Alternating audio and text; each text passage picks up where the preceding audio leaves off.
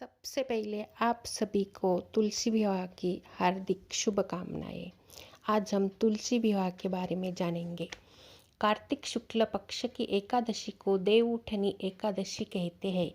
ये एकादशी दीपावली के 11 दिन बाद आती है। देवउठनी एकादशी के दिन तुलसी विवाह का उत्सव भी मनाया जाता है। हिंदू मान्यता के अनुसार इस तिथि पर भगवान विष्णु के साथ तुलसी का विवाह होता है, क्योंकि इस दिन भगवान विष्णु 4 महीने तक सोने के बाद जागते हैं। 4 महीनों के अंतराल के बाद इसी तिथि से हिंदुओं में शादियाँ आरंभ हो जाती है। तुलसी विवाह के दिन व्रत रखने का बड़ा महत्व होता है। प्राचीन काल में जालंधर नामक राक्षस ने चारों तरफ बड़ा उत्पात मचा रखा था। वो बड़ा वीर तथा पराक्रमी था। उसकी वीरता का रहस्य उसकी पत्नी रुंदा का पतिव्रता धर्म था। उसी के प्रभाव से वह विजयी बना हुआ था। जालंधर के उपद्रव से परेशान देवगण भगवान विष्णु के पास गए तथा रक्षा की गुहार लगाई। उनकी प्रार्थना सुनकर भगवान विष्णु ने रुंदा का पतिव्रता धर्म भंग करने का निश्चय किया। उन्होंने जालंधर का रूप धर कर छल से रुंदा को स्पर्श किया।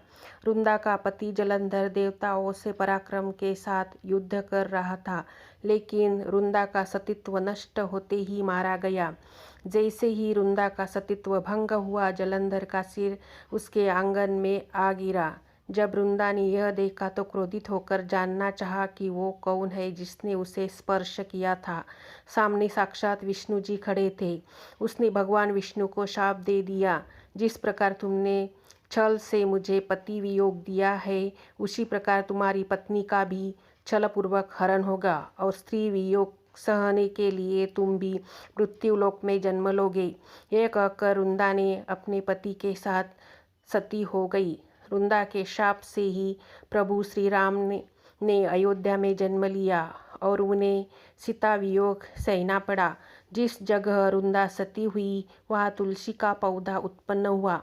एक अन्य कथा में आरंभ इसी प्रकार है, लेकिन इस कथा में रुंदा ने विष्णु जी को यह श्राप दिया था, तुमने मेरा सतीत्व भंग किया है, अंत तुम पत्थर के बनोगे।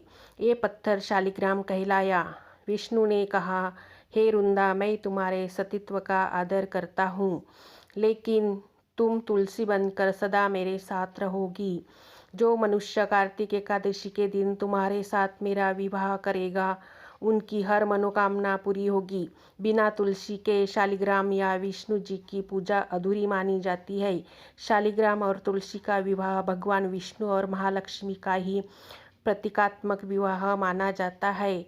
आपको मेरा ये वीडियो पसंद आया हो तो कमेंट्स में जय तुलसी माँ लिखना और मेरे चैनल को सब्सक्राइब ज़रूर करना। धन्यवाद।